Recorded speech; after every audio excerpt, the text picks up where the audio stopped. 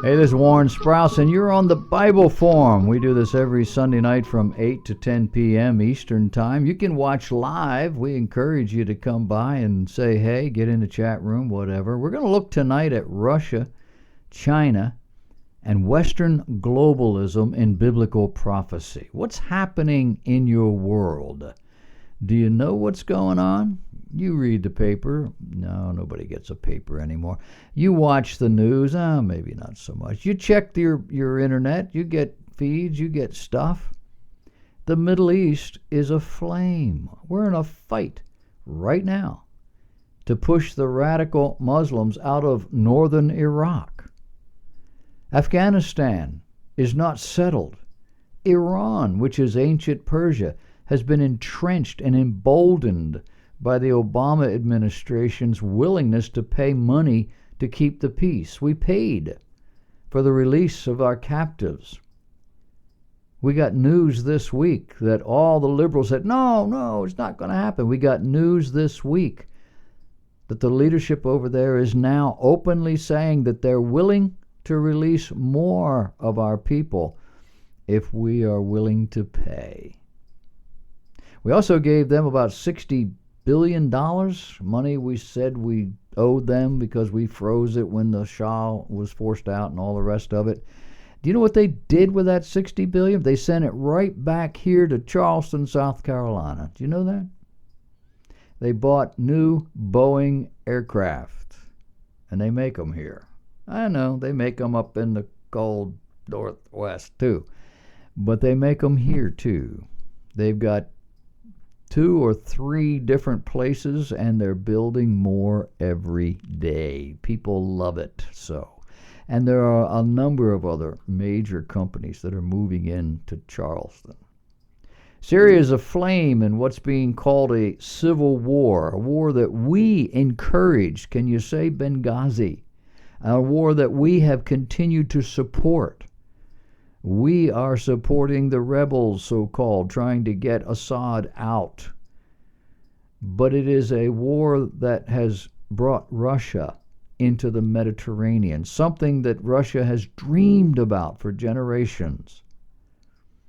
Turkey has been through a civil uprising, real or otherwise, consolidating Erdogan's hold on that government. We don't hear much about what's going on in that country, but what we do hear is not good. The European Union is slowly disintegrating. Great Britain is out. France and Germany are the only strong nations left, and both of them are struggling, not just with finances, they're struggling with Muslim immigrants, so-called. France is building a wall. I told you last week or the week before how many walls either have been or are being built around the world today to keep these so-called immigrants out, or at least to keep them controlled. We have a man who says, we're going to build a wall to keep these people from just walking across the Rio Grande. And oh, that's terrible. Everybody else is doing it. France is also going to drive thousands of these people out of their camp. Have you seen the pictures? It's huge. I don't know how many acres this thing comprises, but it sounds like it's terrible, and it's going to be costly, and it's going to cost. People are going to die. They're going to fight the French on this, but they want to get them out before winter. Last winter was awful, horrific in that camp because of the cold weather. They cannot stay there. China's built a couple of islands, they call them, in the South China Sea, from which they can now extend their territorial rights even farther out to sea and impact the sea lanes as well as the flight paths of both civilian and military aircraft. I told you after 35 years, China has abandoned its one-child policy, requiring citizens to have 2 children. Why? They don't have enough workers. They've always had a disproportionate number of men to women because of this policy. Now they need to change, and the population is rebelling. The young people don't want 2 children. It's too costly. It's too confining. China has also upgraded her military in the last 10 or 20 years, primarily their Navy. They're making nice as we speak with the new leadership in the Philippines, while that new leader is taking public swipes at us. Can a new relationship between the two countries be far behind? And what does that mean for our 7th Fleet? In a Navy that's smaller, we're being told, than we had prior to World War I. And a military that's smaller today than we had prior to World War II. The Bible prophesies, predicts a final war between the East and the West. In response to a serious, out-of-control Middle Eastern situation, the West is going to step in and try to settle things. Will this be the United Nations? We don't know. But the Bible says a Western leader, he's called a king in that environment, culture, but he's a Western leader, is going to be appointed to take control of what will be at that point an out-of-control situation in the Middle East, if not in the world. And he will be supported by 10 other world leaders, which makes you wonder if it isn't more of a world issue. These will be coordinating these nations in this effort. The times are tumultuous. There's tremendous financial pressure, as well as a huge amount of natural calamities and wars. When you read through the list, it is not a fun time. And all of this will occur after the bride of Christ is removed. No doubt as a result of that sudden removal and the chaos that it will surely create. Chaos is always the friend of the opportunist. Today, Russia has boldly moved its battle cruisers and aircraft carriers through the English Channel. They did this a couple days ago, not more than a mile or two at the most from British shores. A completely provocative move. It's not the first time that Russia has done something like this. Her embrace of both Crimea and southern Ukraine are ostensibly first steps toward recapturing her lost property. She has also forged a relationship with Syria's Assad and is moving those warships into the region in order to conduct military operations off the coast of Syria. What is Russia doing? Russia is supporting Assad in his bid to oust the rebels. The West is supporting the rebels. Are you getting the picture? Russia has also made overtures toward a relationship with Turkey, which would then give her access to the Mediterranean from southern Russia. Wouldn't have to go all the way around.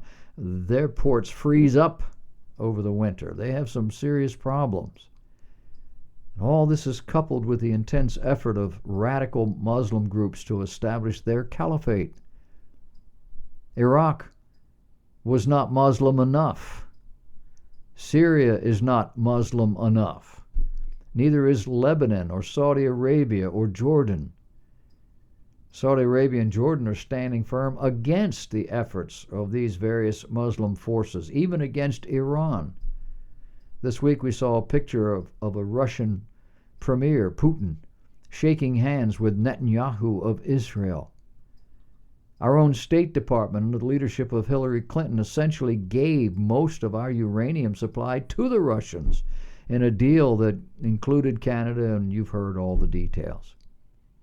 No one believes Barack Obama has been actually leading this country these past 7 years. He's been the mouthpiece, the front man, but for a global oligarchy intent on bringing every nation under their control.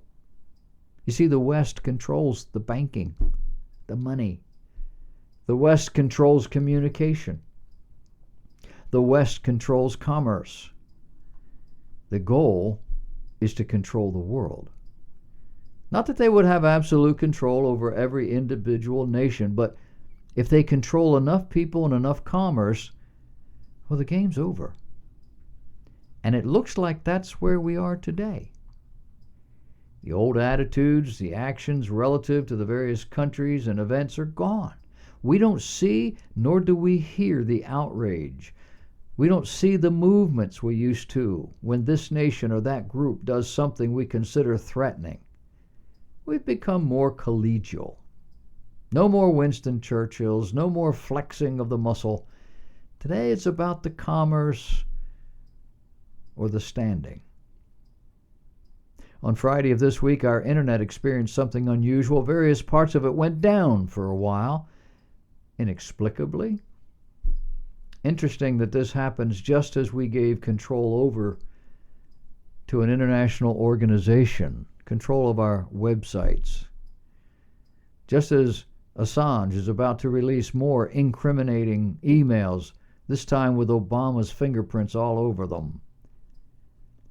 He did it, however, revealing them. And they were very revealing. But nobody really cares. Nobody but people like me and maybe you. We're learning this week that Hillary was not indicted no charges were brought, because the president was involved with the emails on the server that he knew full well was not secure. And if they take her down, they take him down too. You see? You just don't have enough power. The people that matter are firmly in the grasp, as they say. Reports this week indicated more than enough to demonstrate how true that statement is. And the bottom line for all of this? Well, I believe the bottom line is that it's really over. The fat lady hasn't sung, but it's over. When an election is considered too close to call by pundits and pollsters, it generally goes to the Democrat. At this time in our history, there are far more of them than there are of us. And for this reason, I believe Hillary will be elected president. Not sure if she will survive it, but she will be elected. So any vote for Donald is political heresy. I also believe she'll be unable to finish that term. Have you read anything these doctors are saying? Several doctors have weighed in to say that she's seriously ill. The most common opinion is that she has Parkinson's disease, and they can do everything but document it. A degenerative condition, not something you want your 70-year-old first-term president to have. But here we are. What if the Donald actually prevails, though? If Donald wins this election, I believe the powers that be, the system that's in place, will co-opt him. He has way too many lucrative properties around the world to not be susceptible. He has way too many skeletons in his closet. Too many soft points, as they say. We are living in a Western, if not a global, oligarchy.